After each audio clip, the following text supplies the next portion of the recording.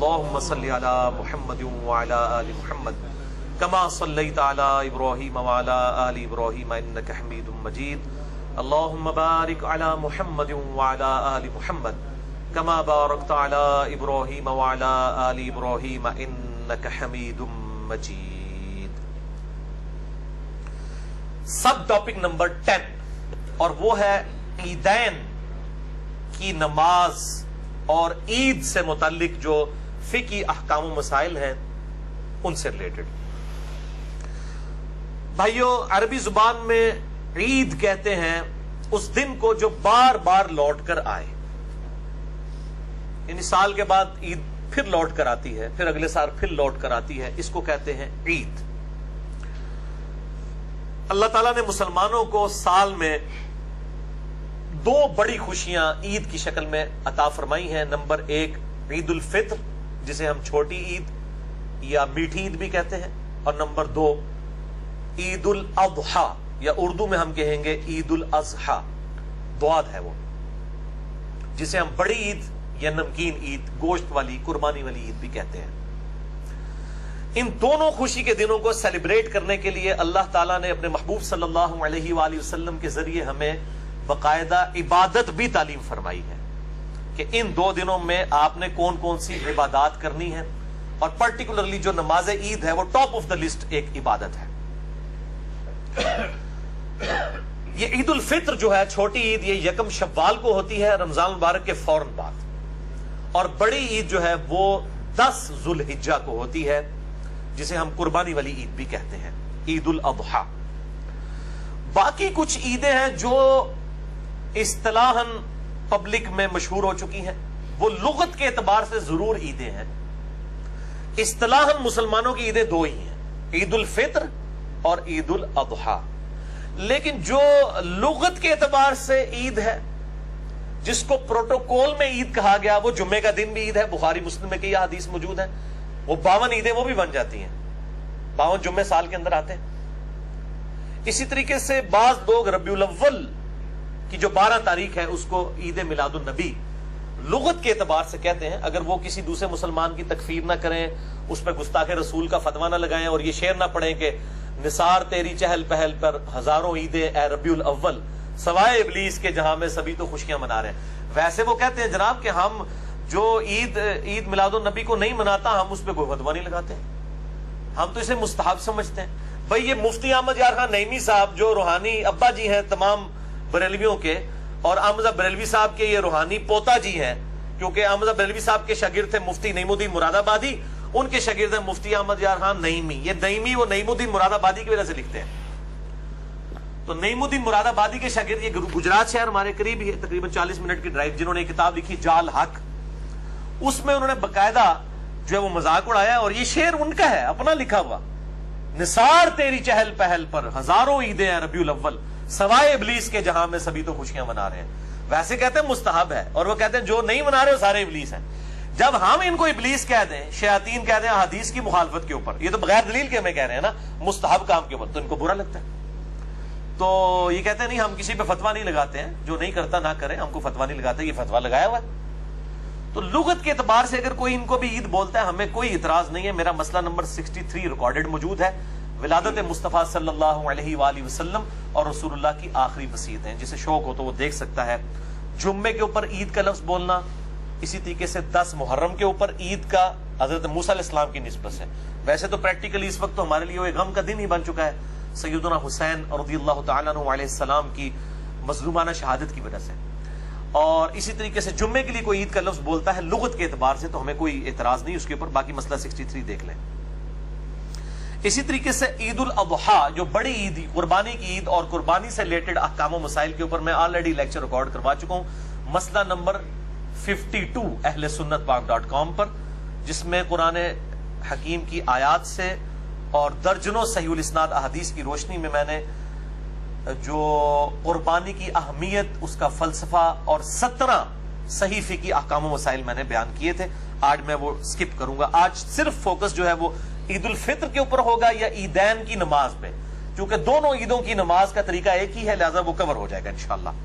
اس context میں انشاءاللہ میں کل 17 صحیح الاسناد احادیث ڈسکس کروں گا، اور یہ 17 کا عدد میں نے لیا ہے کہ اہل سنت اور اہل تشیع بلکہ پوری امت کا اجماع ہے کہ فرض نماز کی رکعتوں کی تعداد دن رات میں 17 ہے. فجر کے 2 فرض، ظہر کے 4، عصر کے 4، مغرب کے 3 اور عشاء کے 4. یہ 17 صحیح الاسناد احادیث کے نمبرز انشاءاللہ میں انٹرنیشنل نمبر کے مطابق احادیث کی کتابوں سے بتاؤں گا، اور ساتھ ساتھ میں انشاءاللہ اپنا بے لاگ تجزیہ بھی کروں گا احادیث کے اوپر انشاءاللہ. تو ان کے نمبرز انشاءاللہ میں یہ مشکات المصابیح جس کو میں نے ڈکلیئر کیا ہے، مشکات از دا انسائکلوپیڈیا آف حدیث، اہل سنت کی مین سٹریم کی 13 کتابوں کا یہ مجموعہ ہے. بخاری، مسلم، ابو داؤد، ترمذی، نسائی، ابن ماجہ، الموطا امام مالک، مسند احمد، المستدرک للحاکم، سنن الکبری البیہقی اور باقی کتابوں سے یہ اہل سنت کی احادیث کی کتابوں کے نوٹس ہیں. شیخ زبیر زئی رحمہ اللہ تعالیٰ کی تحکیم اور تخریج کے ساتھ اہل سنت پاک .com پہ 3 PDF آپ کو انشاءاللہ تعالیٰ مل جائیں گے مشکات المصابیح کے. جسے شوق ہو تو وہ ڈاؤن لوڈ کر سکتا ہے. 18 MB کی 3 فائلیں، اور اسی کے اوپر میں نے پورا لیکچر بھی دیا ہے. مسئلہ نمبر 111B 111B مشکات المصابیح کا مکمل تعارف. پہلی حدیث سنن ابی داؤد سے صحیح سند کے ساتھ، سنن نسائی میں بھی موجود، المستدرک للحاکم میں موجود، امام حاکم اور امام ذہبی دونوں نے اس کی تصحیح کی ہے. مشکات میں اس کا نمبر ہے 1439. انس ابن مالک کہتے ہیں کہ جب ہم لوگ ہجرت کر کے مدینہ آئے، نبی صلی اللہ علیہ وآلہ وسلم جب مدینہ شریف تشریف لائے ہمارے پاس، تو اہل مدینہ 2 دنوں کو جن میں وہ کھیل کود کیا کرتے تھے خوشی کے طور پر منایا کرتے تھے. آپ صلی اللہ علیہ وآلہ وسلم نے جب ان سے پوچھا کہ یہ 2 دن تم کیوں خوشی کرتے ہو، تو انہوں نے کہا کہ ہم زمانہ جہالیت میں یعنی اسلام کے آنے سے پہلے بھی ان 2 دنوں میں خوشی منایا کرتے تھے. تو آپ صلی اللہ علیہ وآلہ وسلم نے فرمایا اللہ تعالیٰ نے تمہیں جاہلیت کے ان 2 ایام کے بدلے میں خوشی کے 2 دن عطا فرما دیے ہیں. نمبر 1 یوم الاضحیٰ یعنی 10 ذو الحجہ بڑی عید کا دن، اور نمبر 2 یوم الفطر یعنی 1 شوال چھوٹی عید کا دن. یہ 2 خوشی کے دن تمہیں ان جاہلیت کے 2 دنوں کے بدلے میں اللہ تعالیٰ نے عطا فرما دیے الحمدللہ. دوسری حدیث ترمذی میں موجود ہے، سنن ابن ماجہ میں بھی، المستدرک للحاکم میں بھی، امام حاکم اور امام ذہبی نے تصحیح کی ہے. مشکات میں 1440 ہے کہ نبی صلی اللہ علیہ وآلہ وسلم جب عید الفطر کے لیے گھر سے نکلتے تو کچھ نہ کچھ کھا کر جایا کرتے، اور عید الاضحیٰ کے دن واپسی پر آ کر کھایا کرتے تھے. اور بخاری مسلم میں آتا ہے کہ آپ قربانی کرنے کے بعد اسی کے گوشت کے ساتھ ناشتہ فرمایا کرتے تھے. لیکن ظاہر ہے یہ وہی کرے گا جس کا جانور فوراً قربان ہو جائے. اب جس کا اب ہونا ہے زور کے بعد یا اگلے دن، تو وہ کہتے ہیں نہیں روزہ رکھنا ہے. یہ میں نے مسئلہ نمبر 52 میں بتایا تھا، روزہ کو نہیں رکھنا ہوتا، مثلا ایک مستحب کام ہے، کوئی کر لے ثواب، کوئی نہ کرے تو کوئی گناہ والا معاملہ نہیں ہے. اسی کانٹیکسٹ میں صحیح بخاری میں ایک اور حدیث ہے مشکات میں 1433 کہ نبی صلی اللہ علیہ وآلہ وسلم عید الفطر کے دن تاک عدد میں کھجوریں جو ہے وہ کھا کر جایا کرتے تھے، تناول فرما کر. یعنی چھوٹی عید کے لیے جانا ہے تو کچھ کھا کر، اور کھا کے کیا جانا ہے تاک تعداد میں کھجوریں. اب تاک میں صرف 3 سے نہیں تاک شروع ہوتا، 1 بھی کھا سکتے ہیں، وہ تاک میں شمار ہوگا. 1 3 5 7 جتنے بھی ہو سکتے ہیں. باہر باہر کھجوریں تھوڑی ہو گئے جی تاک ہے، تاک 3 تو نہیں شروع ہوتا، تاک 1 تو شروع ہوتا ہے. بخاری مسلم کی حدیث ہے اللہ وطر ہے اور وطر سے محبت فرماتا ہے.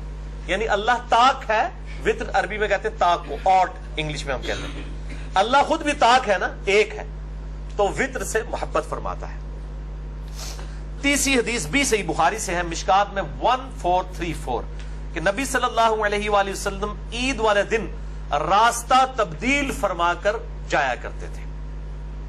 اور میں الحمدللہ مجھے جب سے میں نے ہوش سنبھالی ہے میں اس چیز کا پرٹیکولرلی اہتمام کرتا ہوں، عید والے دن راستہ بدلنے کا. اسی کانٹیکسٹ میں ایک اور حدیث ہے ترمذی میں، سنن ابن ماجہ میں، المستدرک للحاکم میں، امام حاکم اور امام ذہبی دونوں نے تصحیح کی ہے اس کی. مشکات میں 1447 ہے کہ نبی صلی اللہ علیہ وآلہ وسلم جب نماز عید کے لیے تشریف لے جاتے عیدگاہ کی طرف تو جس راستے سے جایا کرتے واپسی پر اس راستے سے واپس نہیں آتے تھے، کسی دوسرے راستے سے واپس آیا کرتے تھے. اچھا بعض لوگ کہتے ہیں نہیں ہمارے گھر سے راستہ ہی ایک جاتا ہے. بھائی چاہے ایک راستہ بھی جاتا ہو، آپ واپسی پہ جب نکلے تو کسی دوسری طرف سے ہو کر پھر اسی راستے سے واپس آ جائیں تو دوسرا راستہ شمار ہو جائے گا. آپ دیکھیں اگر کریٹیکلی تو ہر گھر کو دو راستے ہی جا رہے ہوتے ہیں نہ کسی فارم کے اندر. آگے جا کے ظاہر ہے کہ دروازے کا گیٹ تو ایک ہی ہوگا نا, لیکن باہر نکلنے کے بعد تو دو راستے خود سے اپنی عقل سے بنائے جا سکتے ہیں, سنت پوری کی جا سکتی ہے. اسی کانٹیکسٹ میں عبداللہ بن عمر کے بارے میں آتا ہے رضی اللہ تعالیٰ عنہ, الموطا امام مالک میں گولڈن چین کے ساتھ. امام نافع بیان کر رہے ہیں اور امام نافع سے امام مالک بیان کر رہے ہیں کہ وہ عید کی نماز کے لیے گھر سے غسل کر کے جایا کرتے تھے. تو اجماع ہے امت کا کہ عید والے دن غسل کیا جائے, اور اگر نئے کپڑے ہوں تو وہ پہنے جائیں. اور یہ نئے کپڑے پہننا کوئی سنت موقعہ نہیں ہے کہ ضروری نئے کپڑے پہننے. میں اکثر کئی عیدوں کے اوپر میں عید کپڑے نہیں سلواتا ہوں اور پرانے کپڑے دھو کے پہن لیتا ہوں. یہ کوئی ضروری نہیں کہ ضروری نئے کپڑے ہی پہننے ہیں. اور کئی لوگ تو ایسے ہیں جنہوں نے سال میں پڑھنی نماز عید کی ہوتی ہے, پورا کلف لا کے جناب مسیدی بڑے ہوتے ہیں. سب تو پہلے انہوں نے فجر اس دن کی نہیں پڑھی ہوئی ہوتی, لیکن نہا دھو کے خوشبو لگا کے ایک سنت نماز, واجب بھی نہیں سنت موقعہ ہے یہ عید کی نماز, وہ پڑھنے کے لیے بڑے بن ٹھن کے آئے ہوتے ہیں نئے کپڑے پہن کے. تو صرف سنتوں پہ عمل نہ کریں, فرائض کے اوپر بھی زور ہونا چاہیے. چوتھی حدیث بخاری اور مسلم دونوں میں ہے, مشکات میں 1426 کہ نبی صلی اللہ علیہ وآلہ وسلم عید الفطر اور عید الاضحیٰ کے لیے جب عیدگاہ تشریف لے جاتے تو پہلے نماز پڑھتے. یہ ذرا ترتیب اب یاد رکھنی ہے, پھر میں نے ذرا کڑوی باتیں بھی کرنی ہے. پہلے اس طرح شروع کر دیتا ہے, پہلے نماز پڑھتے, پھر لوگوں کو واعظ و نصیحت کرتے, پھر لوگ اپنی صفوں میں بیٹھے رہتے تو آپ صلی اللہ علیہ وسلم ان کے لیے احکامات جاری فرماتے, اور کوئی لشکر روانہ کرنا ہوتا تو اس لشکر کو روانہ کرتے, یا کسی کو کوئی حکم دینا ہوتا تو حکم ارشاد فرماتے, پھر آپ صلی اللہ علیہ وآلہ وسلم گھر تشریف لے آتے. یعنی پوری حدیث کا لب لباب یہ ہے کہ آپ صلی اللہ علیہ وآلہ وسلم جمعے کی روٹین سے ہٹ کے عید والے دن سب سے پہلا کام نماز پڑھانے کا کرتے. بخاری مسلم میں آتا ہے کہ اس دن ممبر بھی نہیں ہوتا تھا آپ صلی اللہ علیہ وسلم کا, سمپل جو ہے وہ عیدگاہ میں جا کے نماز پڑھاتے, سامنے نیزہ رکھ لیا جاتا, گاڑا جاتا سترے کے طور پر, نماز پڑھاتے. نماز پڑھانے کے بعد آپ وہیں پر کھڑے ہو کر بغیر ممبر کے اوپر چڑھے ہوئے وہیں پر کھڑے کھڑے خطبہ ارشاد فرماتے. یعنی خطبہ جو ہے یہ تقریر عید کے دن کی جو ہے یہ نماز کے بعد ہے. جمعے والے دن جو خطبہ ہے وہ نماز سے پہلے ہے. تو یہ جو بدعت ہے نا,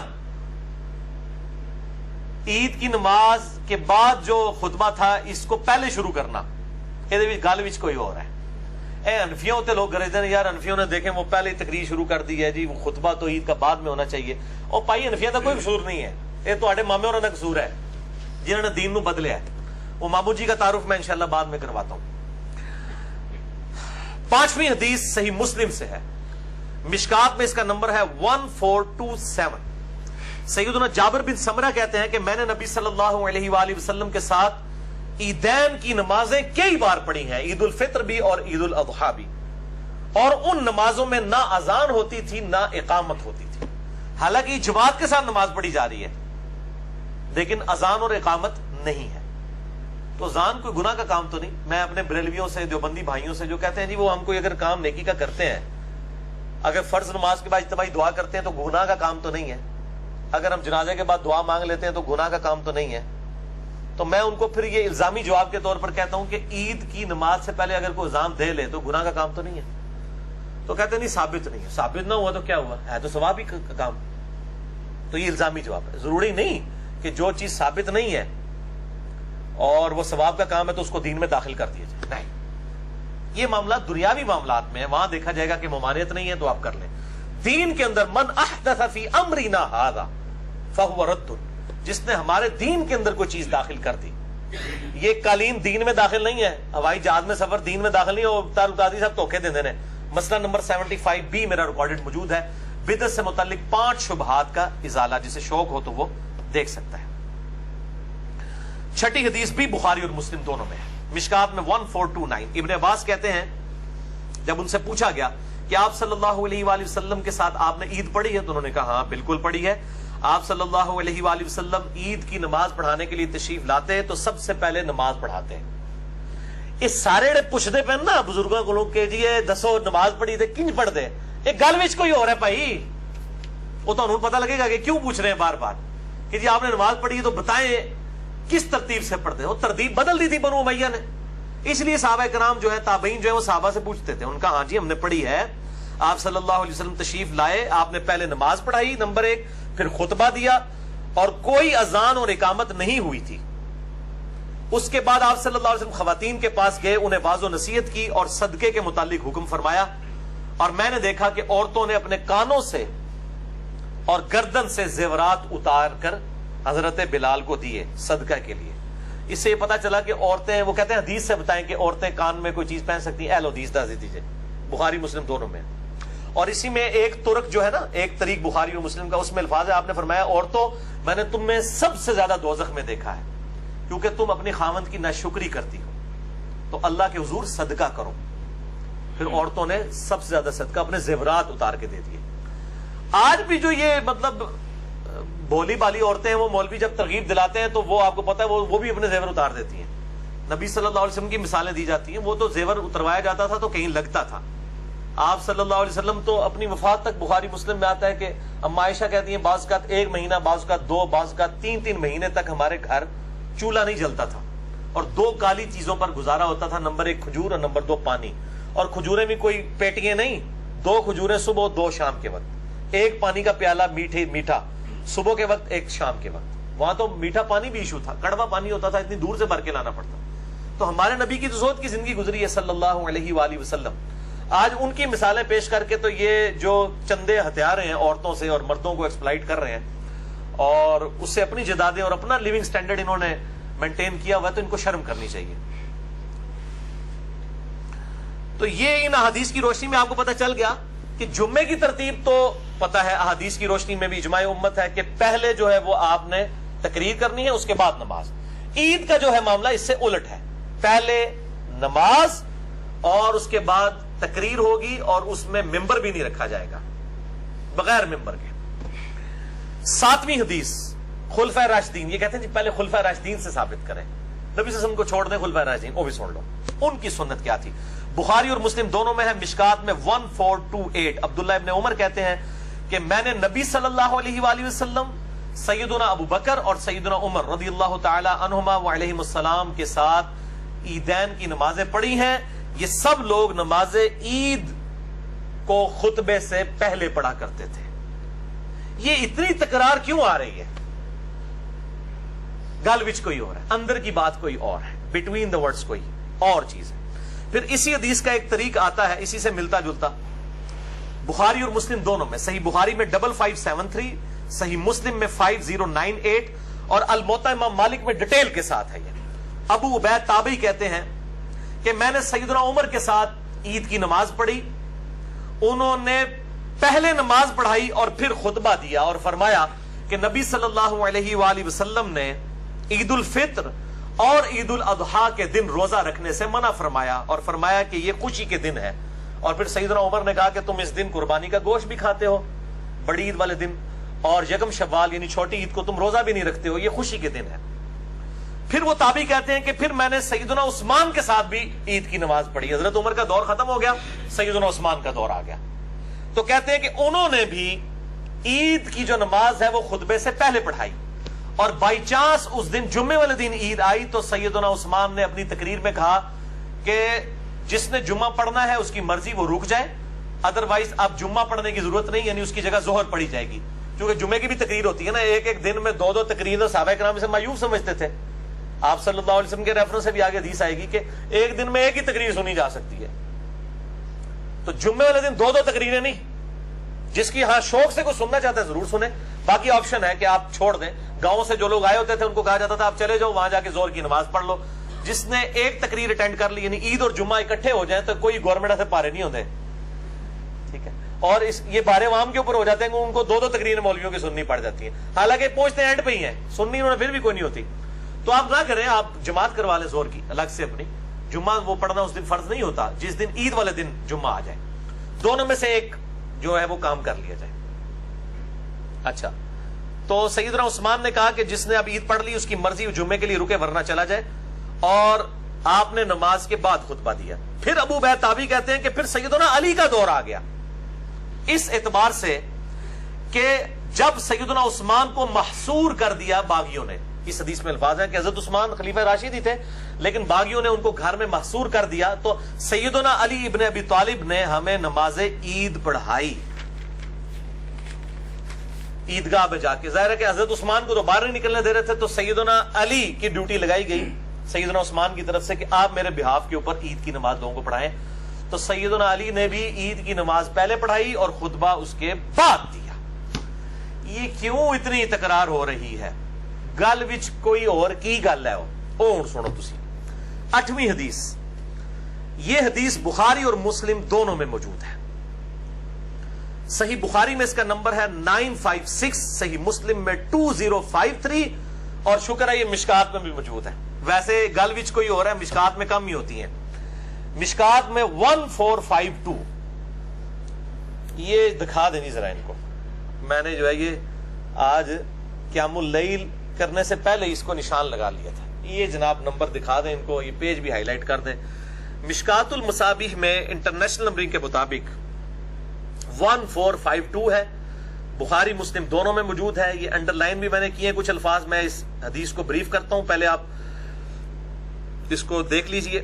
اسی طریقے سے کیمرے میں بھی آ جائے گا تاکہ بعد میں سمجھانا مجھے آسان ہو جائے گا کہ یہ بدعت کس نے شروع کی کہ اس نے جمعے کی نماز کی طرز کے اوپر خطبہ جو ہے وہ تقریر جو ہے وہ نماز سے پہلے شروع کروا دی. وہ اب آپ سن لیے.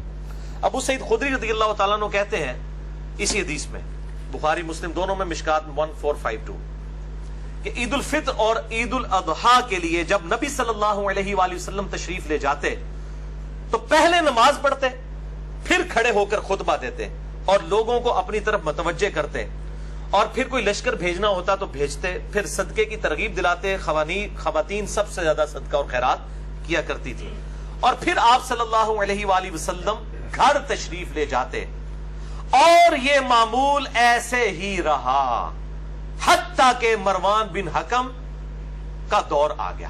مروان بن حکم اسی مدینہ شریف میں جہاں ابو سعید خدری رہتے تھے, یہ مکے اور مدینے یعنی حجاز کا گورنر بنایا گیا تھا حضرت معاویہ کی طرف سے رضی اللہ تعالیٰ عنہ. وہ کہتے ہیں جب مروان گورنر بنا, ان کا جب زمانہ آ گیا تو ابو سعید خدری کہتے ہیں, ظاہر ہے کہ وہ حاکم وقت نہیں, گورنر وقت نہیں نماز پڑھانی ہوتی تھی. وہ کہتے ہیں کہ مروان کی کمر پر ہاتھ رکھ کر میں نماز عید کے لیے آیا. یعنی بوڑھے ہو چکے تھے ابو سعید خدری, اور یہ 74 ہجری میں فوت ہوئے ہیں. حضور کے بعد 63 سال تک زندہ رہے ابو سعید خدری, اور کثرت سے جو 7 صحابہ احادیث روایت کرنے والے ہیں ان میں ابو سعید خدری بھی شامل ہے. کہتے ہیں میں بوڑھا ہو چکا تھا, میں مروان بن حکم کی کمر پر ہاتھ رکھ کر نماز عید کے لیے روانہ ہوا. حتیٰ کہ ہم عیدگاہ پہنچے تو کہتے ہیں میں نے دیکھا کہ کثیر ابن الصلت نے گارے اور اینٹوں کا ممبر تیار کر رکھا ہے. پہلی بدعت, ممبر تیار کیا. اصل میں انہوں نے کتے دے مول نہیں سی کوئی پوچھتا, مولا علی تے گالا نہیں کٹتے سن ممبر ہوتے.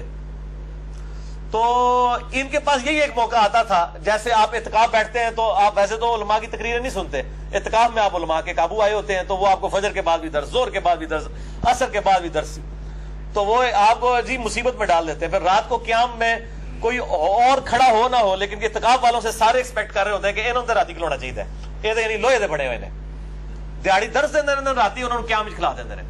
اس طریقے سے ان کو تو کوئی پوچھتا ہی نہیں تھا.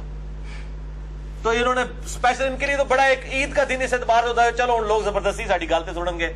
لیکن مسئلہ کیا تھا کہ عید کی جو تقریر ہے وہ نماز کے بعد ہوتی ہے. لوگ نماز پڑھ کے کھسک جاتے تھے, جس طرح ابھی بھی لوگ چلے جاتے ہیں. ظاہر ہے کہ وہ تقریر سننا کو واجب تو نہیں ہے نا. اور یہ تقریروں کے اندر کہتے تھے علی پر لعنت, علی سے محبت کرنے والوں پہ لعنت, ابن زبیر پہ لعنت, ابن زبیر سے محبت کرنے والوں پر لعنت. نعوذ باللہ من ذالک. یہ بنو امیہ کے لوگ, ان کی تقریر کسی موئے سننی سی کسی نے, تو انہوں نے کیا پائی یہ کام کر رہے ہیں کہ تقریر انہیں بعد ہی نہیں سننی, اسی پہلے ہی کر لینا ہے تقریر.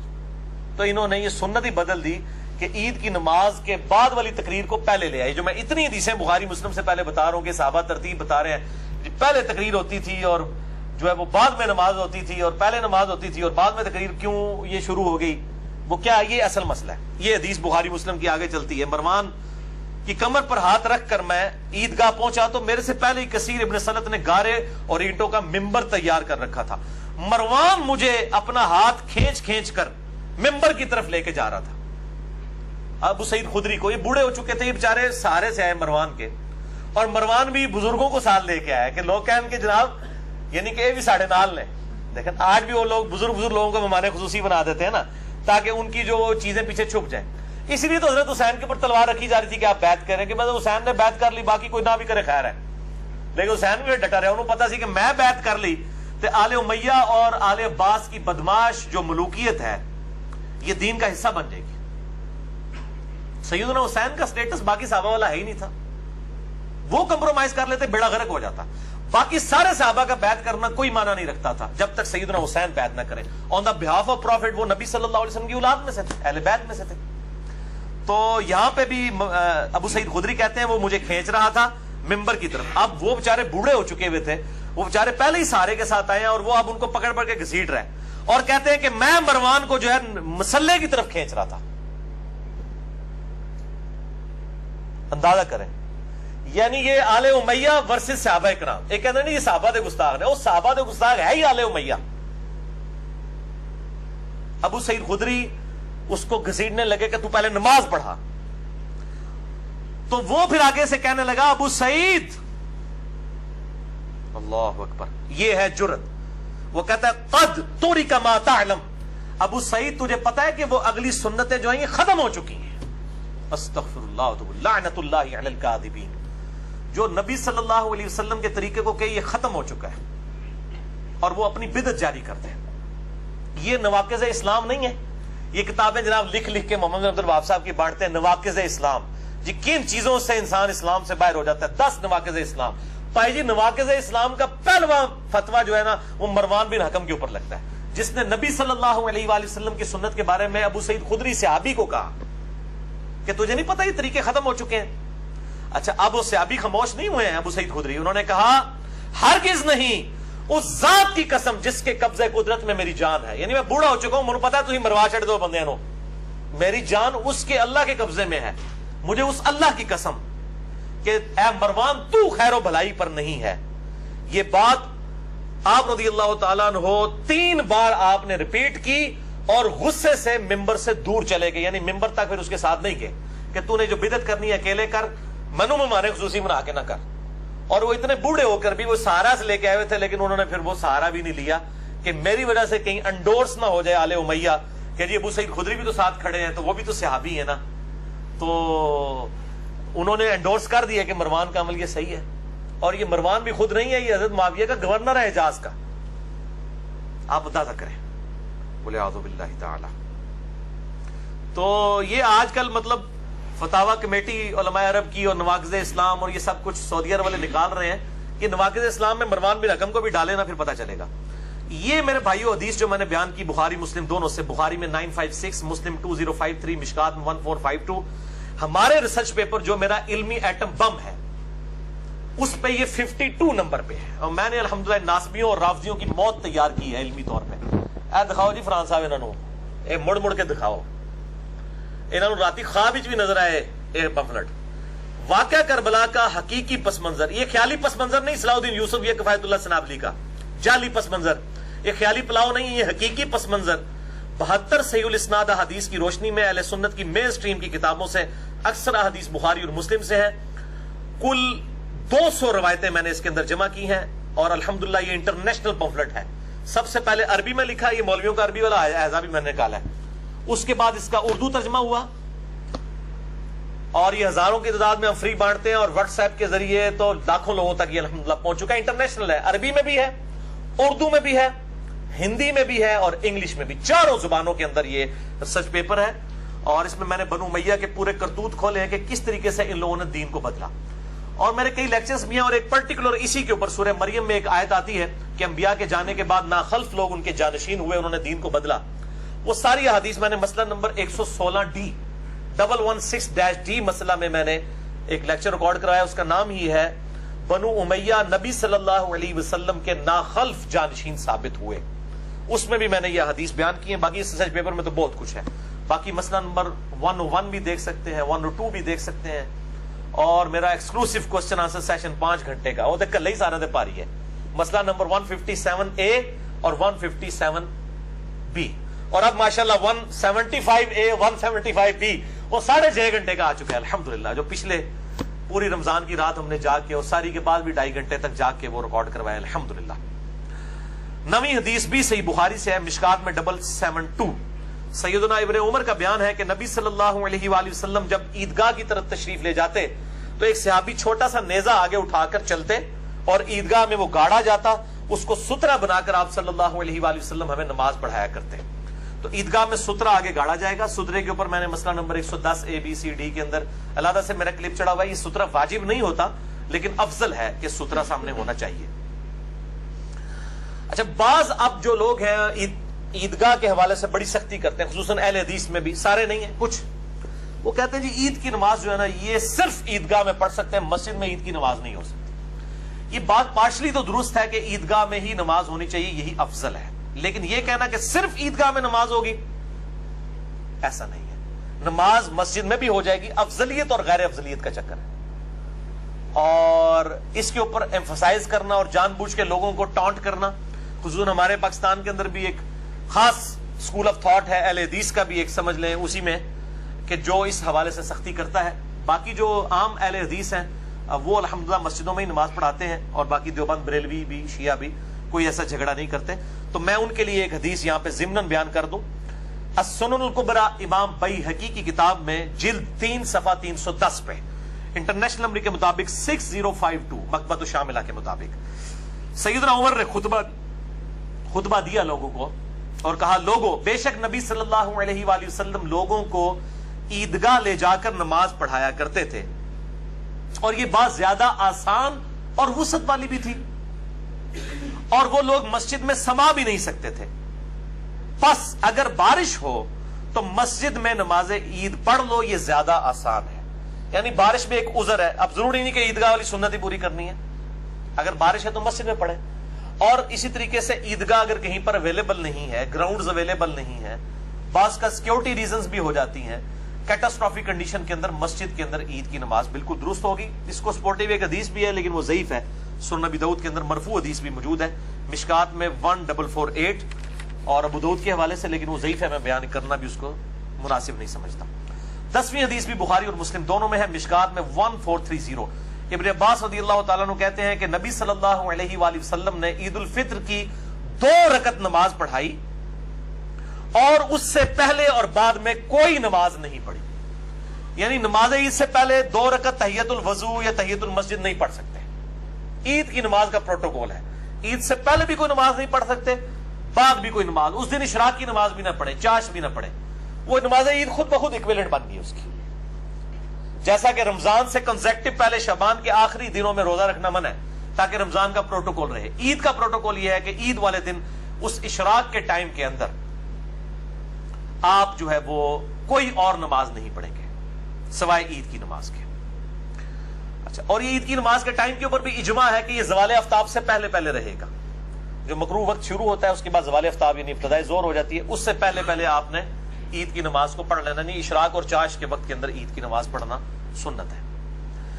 11ویں حدیث جامع ترمذی سنن ابن ماجہ میں ہے صحیح سند کے ساتھ. سنن ابی داؤد کے اندر ہے 1151. مشکات میں 1441 ہے. مشکات والی سند ضعیف ہے لیکن اس کے فٹ پہ شیخ زبیر صاحب نے ابو داؤد 1151 کا حوالہ دیا ہے کہ نبی صلی اللہ علیہ وسلم نے نماز عیدین میں پہلی رکعت میں قرات کرنے سے پہلے 7 تکبیرات اور دوسری میں قرات سے پہلے 5 تکبیرات کہیں. یہ 6 تکبیرات کوئی ثابت نہیں، یہ 12 تکبیرات ہیں.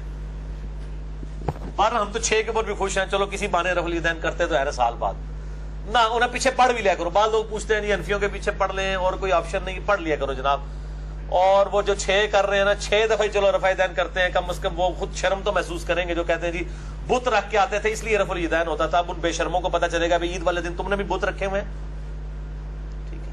اور دوسری طرف سلفی ضد میں آئے ہوئے ہیں، وہ کہتے ہیں جی عید کا جو رفع الیدین ہے یہ نہ بھی کرو خیر ہے.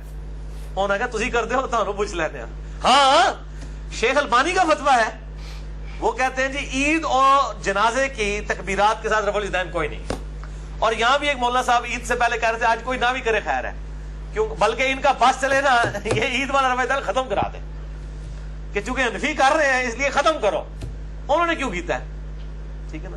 تو بھائی عید کا رفع الیدین ہو، نماز وطر کا رفع الیدین ہو، ہم تو سجدہ تلاوت سے پہلے بھی رفع الیدین کے قائل ہیں. میں وہ حدیث بھی بتا دیتا ہوں، سنن نبی داؤد کے اندر موجود ہے، مسند احمد میں بھی موجود ہے. सुनन नबी दाऊद में 722। इब्ने उमर कहते हैं कि नबी सल्लल्लाहु अलैहि वसल्लम हर उस तकबीर के साथ रफल यदैन करते थे जो वो रुकू से पहले किया करते थे। और इमाम बैहकी ने इससे रिजल्ट निकाला है अहले सुन्नत के आइम्मा में से कि रुकू से पहले जितनी भी तकबीरात आएंगी उनमें रफल यदैन होगा, क्योंकि इब्ने उमर कह रहे हैं रुकू से पहले जितनी तकबीरात होती थी, चाहे नमाज शुरू करते वक्त तकबीर है वो भी रुकू से पहले है। इसी तरीके से जनाजे में तो रुकू होता ही नहीं है, वो खुद बखुद क़याम की हालत में तकबीरात हैं। इसी तरीके से नमाज वित्र वो रुकू से पहले ही आपने करना होता है। मसला नंबर 130 मेरा देख लें, रुकू के बाद तो बिदत है अगर कोई दुआए कुनूत पढ़ता है रुकू के बाद, कुनूते वित्र वाली, जो कुनूते नाज़िल है वो सुन्नत है। मसला नंबर 130 मैंने बताया, उसमें भी आप रफ़ुल यदैन अल्लाह अकबर कह के दोबारा हाथ बांध के दुआए कुनूत पढ़े। इसी तरीके से सजदा तिलावत के बारे में मेरा मसला नंबर 119 में मैंने ये बात बताई थी, और मसला 70B तो रफ़ुल यदैन पे एक्सक्लूसिव है मेरा 2.5 घंटे का, उसमें मैंने ये बात बताई थी कि सजदा तिलावत से पहले भी आप अल्लाह अकबर कह के रफ़ुल यदैन करेंगे और फिर आप डायरेक्ट सजदे में जाएंगे तरावी की नमाज में। तो हर वो तकबीर जो रुकू से पहले होगी वो रफ़ुल यदैन के साथ होगी। ये इब्ने उमर का कौल है। सुनन नबी दाऊद 722 मुस्नद अहमद के अंदर भी मौजूद है। लिहाजा अल्हम्दुलिल्लाह हम ये तमाम चीजों पे रफ़ुल यदैन के कायल हैं, और ये तो हर रफ़ुल यदैन के ऊपर हर उंगली के ऊपर नेकियां मिलती हैं। सुन तबरानी के अंदर मौजूद है, हर उंगली के ऊपर 10 नेकियां हैं जो रफ़ुल यदैन करता है। तो हम भाई कुनूते वितर वाला भी करते हैं, हम कोई सल्फियों वाली जिद नहीं रखते कि जी वितर में कोई नहीं है, और वहां पे वो देखे जिद में आ गए वितर वाला कोई नहीं, क्योंकि वो अनफी कर रहे हैं। अनफियों को भी शर्म नहीं आती है, वो जनाब वो कहते बुत रख के आते हैं, तो रोजाना ये इशा की नमाज में बुत रख के आए होते हैं सारे अनफी, और ईद की नमाज में बुत रख के आए होते हैं जो 6 ज़ायद तकबीरें कह रहे होते हैं। अच्छा, अगर किसी की तकबीरात रह जाए, यानी वो पहली रकत में भूल गया तकबीरात कहना इमाम, तो दूसरी तकबीरात जो है वो पहली वाली 7 अगली में रकत में कह ले, उसमें भी भूल गया तो इसमें सजदा साहब करने की जरूरत नहीं है। मेन स्ट्रक्चर नमाज की अपनी जगह मौजूद है। ये सुन्नत है तकबीरात, वाजिब और फर्ज नहीं है, तो नमाज हो जाएगी लेकिन सवाब में कमी आएगी। इसी तरीके से अगर एक रकत गुजरने के बाद कोई इमाम के साथ आके मिलता है, तो अब उसकी पहली रकत में 7 तकबीरात रह गई ना, तो सलाम फेरने के बाद जो अपनी एक अलग रकत पड़ेगा तो उसमें वो किरात से पहले वो 7 तकबीरात पूरी करे। इस तरह जनाजे में भी लोग देखे वो आखिरी तकबीर में भी मिलते हैं, इमाम के साथ सलाम फेर देते हैं। ठीक है, अगर आप इमाम के साथ दूसरी या तीसरी तकबीर में मिले हैं तो एक तकबीर आपकी रह गई थी, तो इमाम के सलाम फेरने के बाद आप अल्लाह अकबर कह के वो तकबीर पढ़ें जो आपकी रह गई थी। यानी पहली तकबीर के बाद आपने सूरह फातिहा पढ़नी होती है, आप दूसरी में शामिल हुए दुरूशी वाली में, और इमाम ने सलाम फेर दिया। एक तरफ सलाम फेरना सुन्नत है, नमाज जनाजा पे इंशाअल्लाह मैं अनकरीब लेक्चर रिकॉर्ड करवा दूंगा।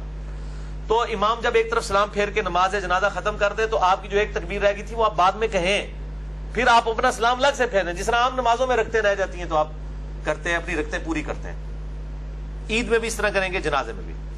ईद की नमाज सुन्नत है, मुअक्कदा है, वाजिब नहीं है, और ये जमात के साथ ये अकेले आप नहीं पढ़ सकते। अगर किसी की रह गई तो ठीक है। बाज इमाम बुखारी ने भी एक कौल सा नकल किया, वो बेसनद ही है, कि जिसकी ईद की नमाज रह जाए तो वो 2 नफिल पढ़ ले उसकी जगह। ये उम्मत ने इसको एक्सेप्ट नहीं किया। इजमाए उम्मत इसी के ऊपर है कि नमाज ईद जो है वो जमात के साथ है, इसका इक्विवेलेंट कोई और नमाज नहीं। रह गई तो खैर है, जिसकी फजर की रह गई हुई है उन्हें ईद की पढ़ के क्या लेना है, और ईद की नमाज अगर किसी ने छोड़ भी दी है वो गुनाहगार नहीं होगा, एक फजीलत से मारूम रहा है, क्योंकि वो फर्ज वाजिब नहीं है। अच्छा, अहनाफ जो है वो मैंने बताया 6 तकबीरें कहते हैं, और सुनन नबी दाऊद से मैंने हदीस बयान की है 1151 के आप सल्लल्लाहु अलैहि वसल्लम के रात से पहले 7 तकबीरात पहली रकत में कहते हैं, और दूसरी रकत में 5 तकबीरात के रात से पहले कहते हैं। यानी 2 रकत ईद की नमाज होगी, इसका तरीका भी सुन लें। 2 रकत नमाज होगी, कोई इकामत नहीं होगी, कोई अजान नहीं होगी, डायरेक्ट अल्लाह अकबर कहकर आप इस नमाज को शुरू करेंगे। और पहली रकत के अंदर सूरतुल आला पढ़ना और दूसरी में सूरतुल गाशिया पढ़ना सुन्नत है। ये सही मुस्लिम में मौजूद है, मिशकात में 840, और सही मुस्लिम में ये एक और हदीस है मिशकात में 841। वो 840 थी, मिशकात में ये 841 है कि ईद उल फित्र और ईद उल अजहा में सूरह काफ पारा नंबर जो 26 में है, और सूरतुल कमर पारा नंबर 27 में। ये भी आप सल्लल्लाहु अलैहि वसल्लम से पढ़ना साबित है। और जुमे तो में तो हमेशा ही सूरतुल आला और सूरतुल गाशिया है, और इस तरीके से ईदैन की नमाजों में भी इक्विवेलेंट मौजूद है। तो 2 रकत नमाज होगी, अल्लाह अकबर कहकर हाथ बांधे जाएंगे, सना पढ़ी जाएगी।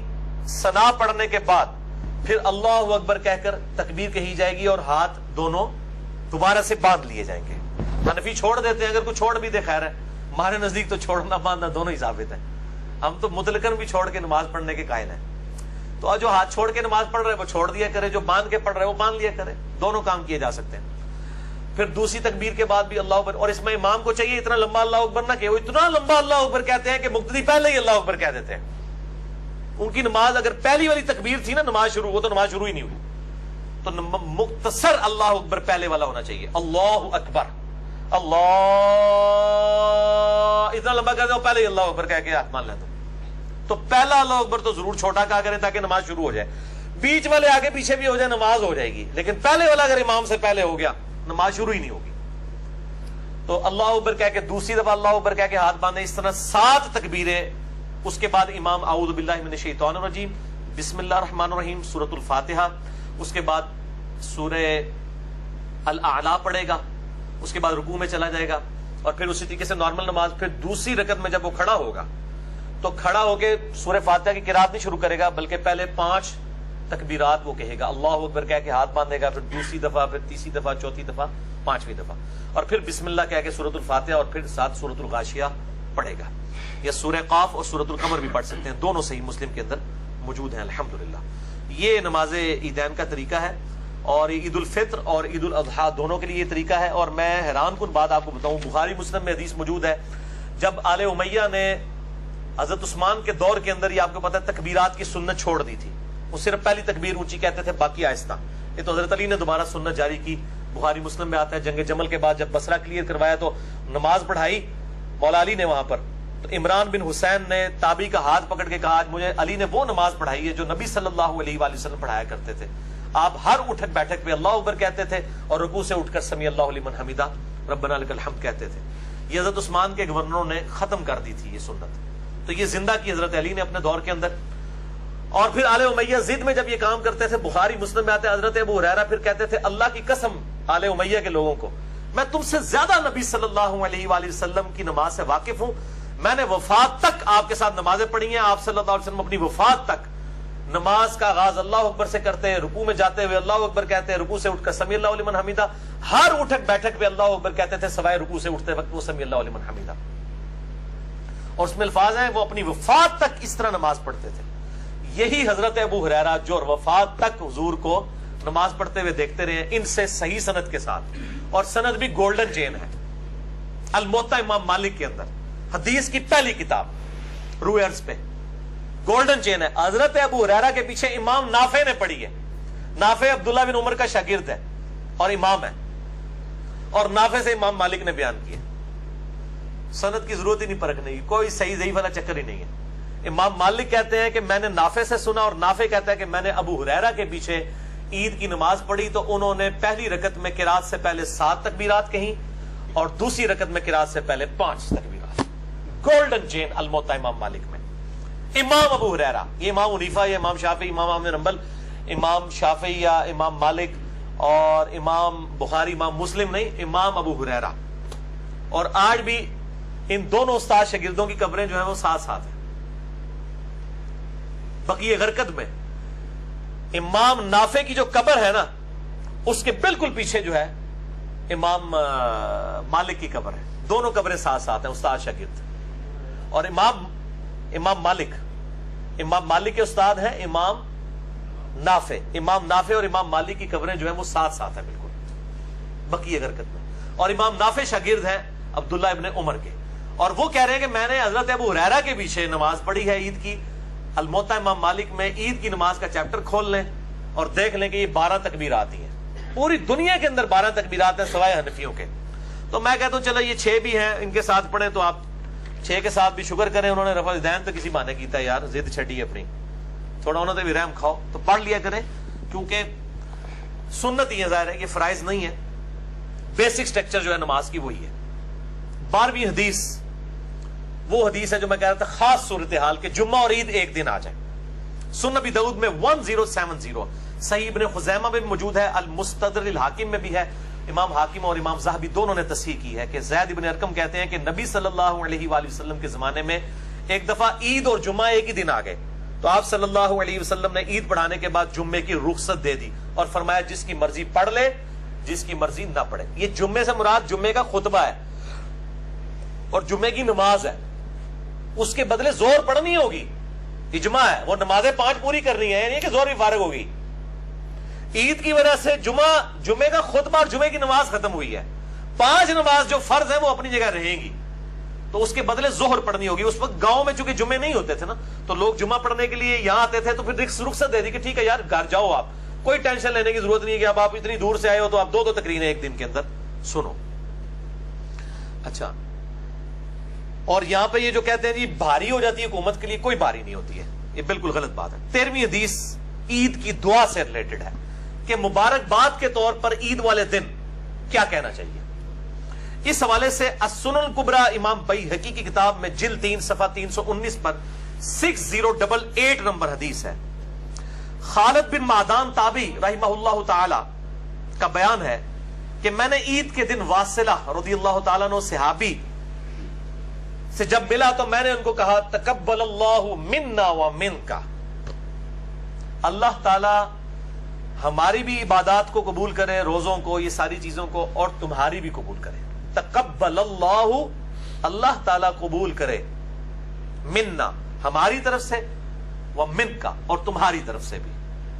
تو حضرت واصلہ نے جواب میں کہا کہ ہاں میں بھی نبی صلی اللہ علیہ وسلم سے عید کے دن جب ملا تھا تو میں نے بھی آپ صلی اللہ علیہ وسلم کو یہی بات کہی تھی تقبل اللہ منا و منکا, تو آپ نے بھی مجھ سے یہی بات کی تقبل اللہ منا و منکا. لیکن یہ روایت جو ہے یہ کمزور ہے, ضعیف راوی ہے اس کے اندر, محمد بن ابراہیم شامی.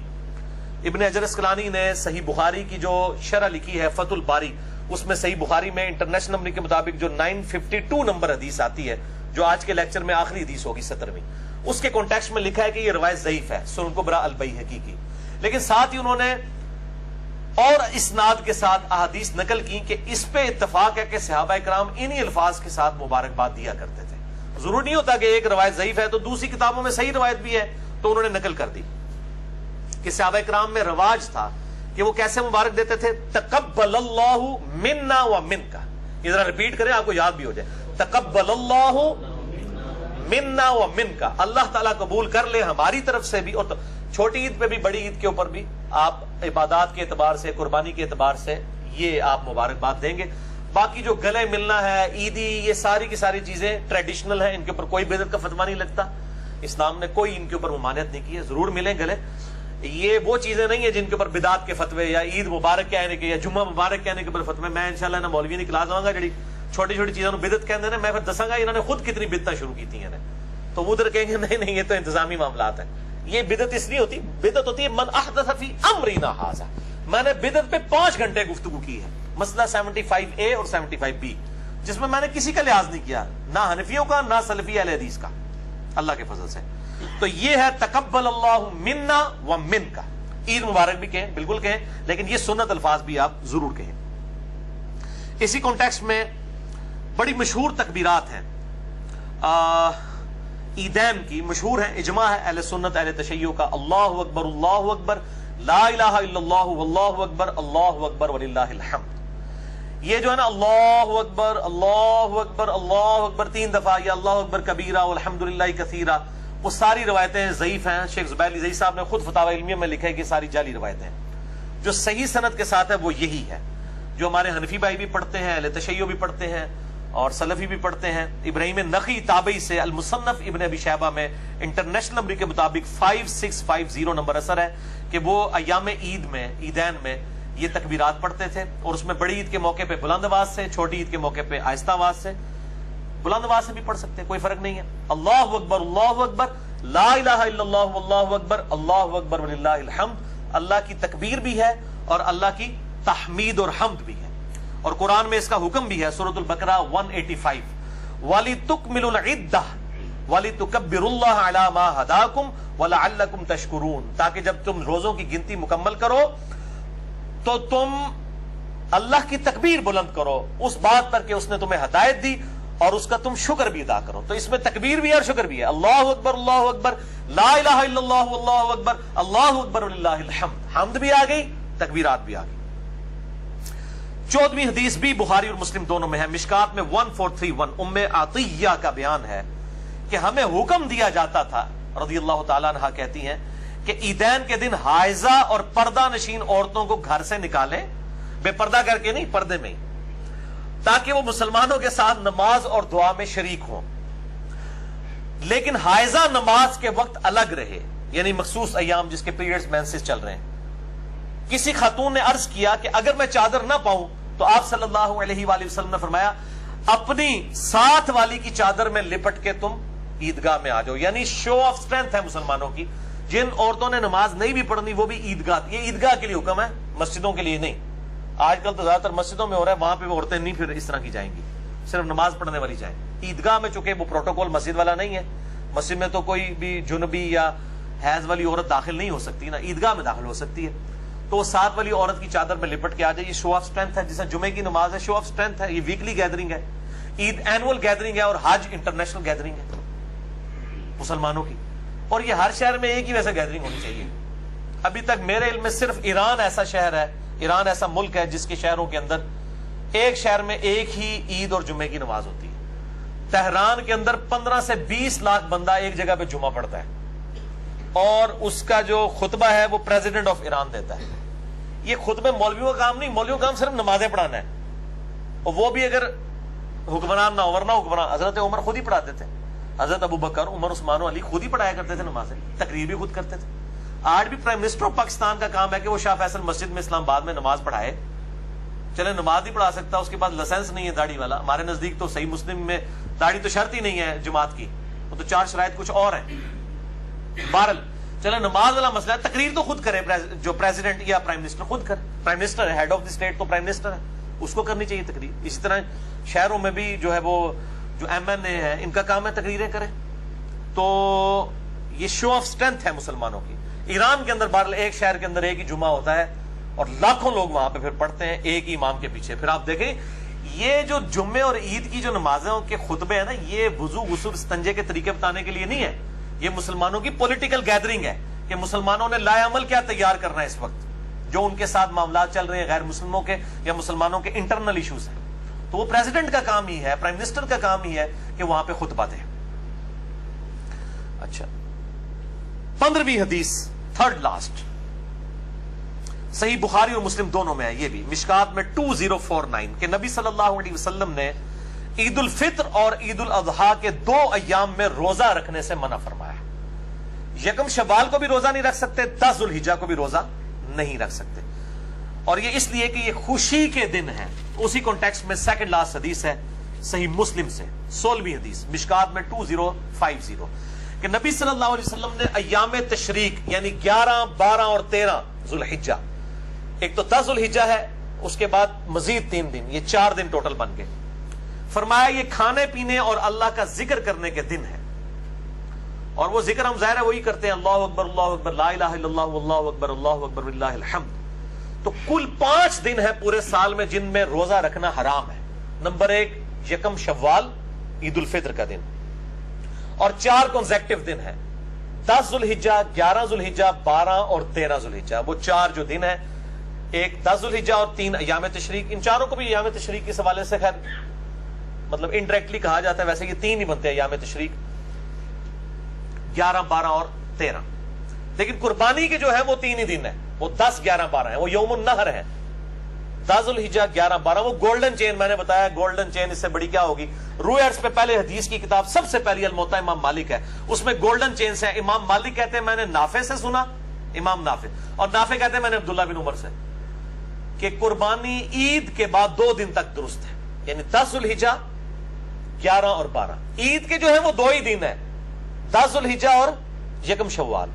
یہ بڑی عید جو 3 دن کہا جاتی ہے وہ 3 دن قربانی کے ہیں، ورنہ تو عید بھی 3 دن پڑی جاتی، عید کا پہلے ہی دیہڑا ہوتا پائی 10 ذوالحجہ، 11، 12 یوم النحر ہے، وہ 3، 10، 11، 12، تو اس میں آپ جو ہے وہ کھانے پینے کے یہ 4 دن ہے، 10، 11، 12 اور 13، 3 دن وہ بن گئے، 11، 12، 13 یہ یام تشریق، اور 10 ذوالحجہ جو ہے وہ عید الاضحیٰ، اور 5واں یکم شوال عید الفطر۔ یہ 5 دن آپ روزہ نہیں رکھ سکتے، یہ کھانے پینے کے دن ہیں خوشی کے۔ आखिरी हदीस 17वीं, वो भी बुखारी और मुस्लिम दोनों में, मिशकात में 1432। अम्मा आयशा रदी अल्लाह ताला अन्हा कहती हैं कि सैयदना अबू बकर रदी अल्लाह ताला अन्हु ईद के घर के दिन मेरे घर तशरीफ लाए। किसी ईद के दिन मेरे पास 2 बच्चियां दफ बजा रही थी। वो अंसार के जंगी कारनामों के मुतालिक गीत भी गा रही थी, यानी मिली नगमे पढ़ रही थी। मिली नगमे इसीलिए होते हैं ना, नगमे पढ़ रही थी, दफ बजा रही थी, ईद का दिन था, यानी वो जायज म्यूजिक भी चल रहा था, गाने भी चल रहे थे जायज वाले मिली नगमे। और सैयदा आयशा के घर में और हजरत अबू बकर आ गए तो हजरत अबू बकर ने उन बच्चियों को डांटा कि ये तुम लोग क्या कर रही हो। नबी सल्लल्लाहु अलैहि वसल्लम चादर लेके वहां पर लेटे हुए थे। आप सल्लल्लाहु अलैहि वसल्लम ने अपनी चादर मुबारक अपने चेहरे से हटाई और फरमाया, अबू बकर इन बच्चियों को छोड़ दो। हर कौम की कोई ना कोई ईद होती है और ये हमारी ईद का दिन है। तो ईद के दिन दफ भी यानी जायज म्यूजिक, मिली नगमे भी यानी जायज जिनमें अल्फाज इस्तेमाल किए गए हों, जंगी तराने हों, और उसमें जायज किस्म का म्यूजिक भी हो, जिस म्यूजिक को जायज समझते हैं यानी दफ वगैरह, तो ये बिल्कुल सुन्नत है। अब ये भी चाहिए ईदगाह के मौके के ऊपर जब ये ईद पढ़ाने के लिए लोगों को ईदगाह में ले जाते हैं तो ये दिशा भी बताएं, और वहां पे कोई दफ वगैरह का कोई इंतजाम भी होना चाहिए। यानी खुशी का मौका है, कोई रक्स वगैरह भी साबित है, यानी मर्द मर्दों में करें, औरतें औरतों में, उनकी वीडियोस ना बनाई जाए नेट पे चढ़ाने के लिए, तो ये बिल्कुल दुरुस्त होगा। तो ये मामला जो है वो बिल्कुल इतने टेढ़े नहीं है जिस तरह लोगों ने बयान किए हैं। और यही वो हदीस है बुखारी और मुस्लिम की जिसका नंबर बुखारी में है 952। इसी की शरह में इब्ने हजर अस्कलानी ने कहा कि ये दफ बजाना, खुशी के नगमे पढ़ना और साथ साथ ईद के दिन आप पढ़े तकब्बलल्लाहु मिन्ना व मिनका। इब्ने हजर अस्कलानी ने फतुल बारी में बुखारी की शरह में 952 नंबर हदीस है ये जो मैंने बयान की, मिशकात में 1432 है। तकब्बलल्लाहु मिन्ना व मिनका, अल्लाह ताला हमारी तरफ से भी कबूल करे बातें, तुम्हारी भी कबूल करे। तो ईद वाले दिन खाना पीना, ईदी देना, नए कपड़े, जो ट्रेडिशनल चीजें हैं जिनमें कोई खिलाफ शरअ काम ना हो, लेकिन टीवी प्रोग्राम ये बेहयाई पर मबनी, बेहया औरतें और मर्द आमने सामने बैठ के बेगैरती कर रहे हो, उसकी कोई इस्लाम में इजाजत नहीं है। बिल्कुल खाने पीने की पार्टीज हो, सब कुछ हो, लेकिन घर के अंदर अंदर हो, घर से बाहर निकल के नहीं। बाहर निकल के भी हो तो मिक्स गैदरिंग ना हो, फिर ठीक है। तो ये सारी चीजें थी, अल्हम्दुलिल्लाह मैंने जितनी कोशिश थी इसके ऊपर बयान कर दी। अल्लाह ताला से दुआ है जो हक बात मैंने कही अल्लाह ताला हमारे दिलों में रासिख फरमाए। अगर जज्बात में मेरे मुंह से कोई गलत बात निकल गई तो अल्लाह ताला हमारे दिलों से ही माफ कर दे। हमें किताब और सुन्नत की तालीमात पर अमल करके दूसरे भाइयों तक पहुंचाने की तौफीक अता फरमाए। सुब्हानकल्लाहुम्मा व बिहम्दिका अशहदु अल्ला इलाहा इल्ला अंता अस्तगफिरुका व अतूबु इलैक व मा अलैना इल्लल बलागुल मुबीन। जज़ाकुमुल्लाहु खैरा।